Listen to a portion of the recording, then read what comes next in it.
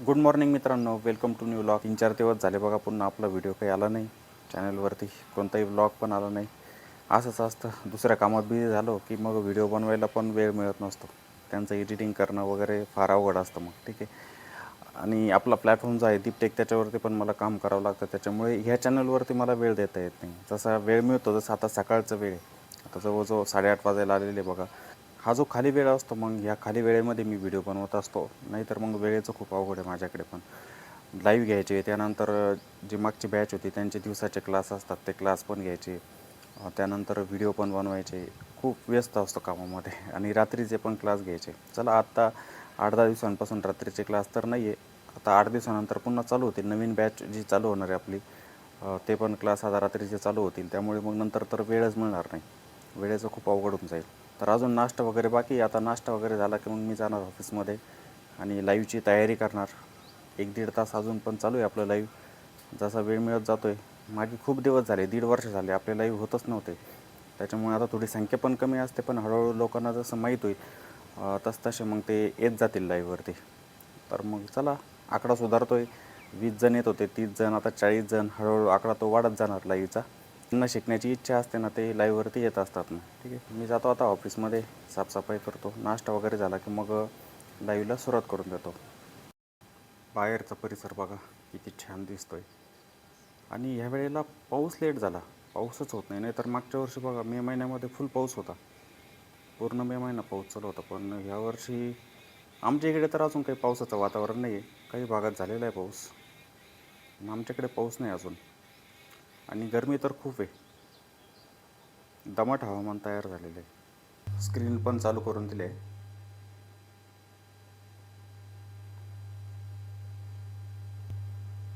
आणि मित्रांनो, मार्केटमध्ये पाहिजे तशी सुधारणा नाही आहे. म्हणजे आपले शेअर मार्केट आहे ना, अजून पण कालच्या स्तरावरती खूपच. त्यामध्ये निगेटिव्ह न्यूज मार्केटमध्ये येत आहे, त्याचा पण इम्पॅक्ट पडतो आहे. मागे राजेश एक्सपोर्ट कंपनी आहे बघा, तिची न्यूज आली होती. त्या कंपनीने आपल्या रेव्हेन्यूमध्ये म्हणजे घोळ केलेला होता थोडा. ते रेव्हेन्यू 15 लाख कोटींनी वाढवून दाखवलेलं होतं. ती एक न्यूज होती मार्केटमध्ये. चला, ते आरोप तर त्या कंपनीने फेटाळलेले. आता हा तर प्राथमिक आरोप आहे, याची चौकशी होणार पुढे. CBIची चौकशी करणार. त्याचा पण इम्पॅक्ट त्या स्टॉकवरती तर इम्पॅक्ट पडलेला आहे. ऑलरेडी तो स्टॉक खाली आहे. त्याची प्राईस जर बघितली आताच्या वेळेला ना, खूप खाली आहे त्या स्टॉकची. अशा न्यूज येत आहे मार्केटमध्ये. त्या सिल्वर गोल्डमध्ये पण बघा, मागच्या 3-4 ट्रेडिंग सेशनमध्ये ना गोल्ड आणि सिल्वरमध्ये खूप जबरदस्त सेलिंग आहे. त्यांचे भाव पण आपल्याला खाली येताना दिसत आहे. आता सर्वजण पॅनिक होत आहे इथे. राजेश एक्सपोर्ट कंपनी नाही, त्याच्यामध्ये जवळजवळ 10% हिस्सेदारी LICची होती. तिथं आता मग ज्यांनी पण LICमध्ये गुंतवणूक केलेली ते पण पॅनिक आहे. म्हणजे अशा न्यूज आल्या की पूर्ण मार्केटच पॅनिक होऊन जात असतं, त्याचा इम्पॅक्ट पडत असतो. ऑलरेडी मार्केट तर निगेटिव्हच आहे, त्यामध्ये अशा निगेटिव्ह न्यूज आल्या की मार्केट आपलं खाली येत आहे.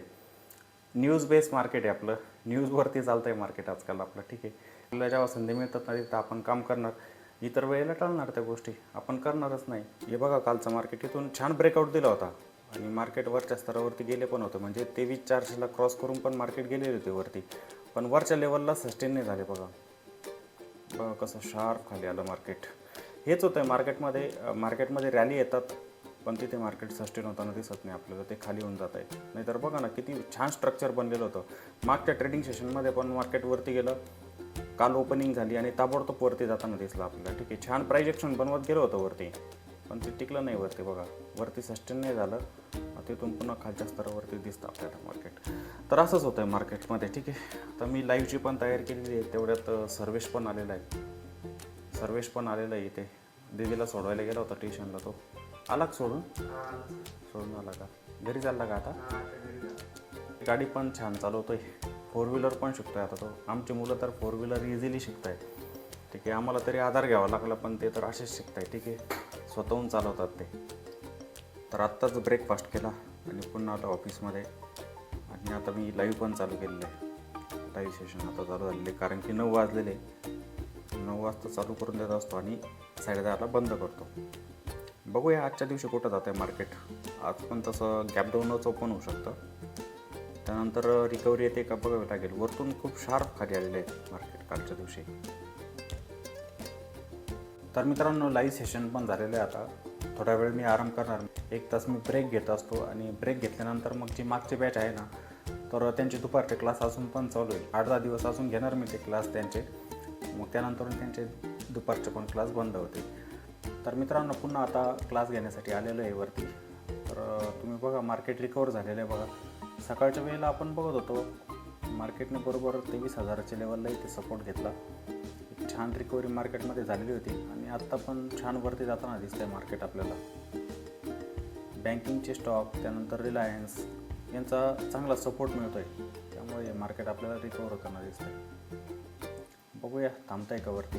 दुपारचा 1 वाजला मित्रांनो आणि क्लास पण माझा आत्ताच झाला. जवळजवळ 1.5 तास मी क्लास घेतलेला होता. ठीक आहे, तर आता जातो जेवण वगैरे करतो आणि थोडा आराम करतो, कारण की सकाळपासून थकवा येऊन जातो. जास्त सिटिंग पण चांगली नसते. आता तरी थोडं मी बसायचं कमी केलेलं आहे.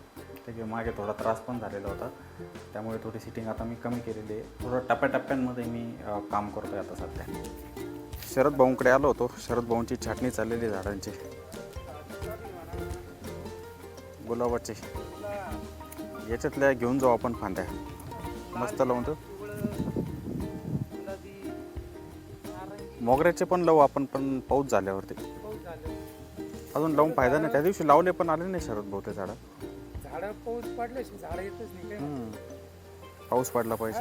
लोक म्हणजे झाडं लावून काय पाऊस ना पाणी. इकडची छाटणी झाली वाटतं पूर्ण. हे पण गुलाबाचे छाटले झाडं पूर्ण. सरपंच झाला लाकडाचं. जाड झाले, किती जाड झाले बघा ना ते. नाही आता याच्यातलेच घेऊन जाऊ, लावून देऊ तिथं. आले तर आले, नाहीतर पाऊस पडल्यावरती रोपं घेऊनच येणार आहे आपण. शरद भाऊंनी इकडच्या झाडांची पण छाटणी केलेली. समोरची झाडं होते इकडचे बघ, यांची पण छाटणी झालेली झाडांची. जास्वंदीचे झाडं पण घेतो आता. तुम्ही तोडूनच टाकलं पूर्ण, डायरेक्ट संपवलंय त्याला. आता याच्या भरपूर काड्या निघतील शरद भाऊ, लावून देऊ पूर्ण आपण.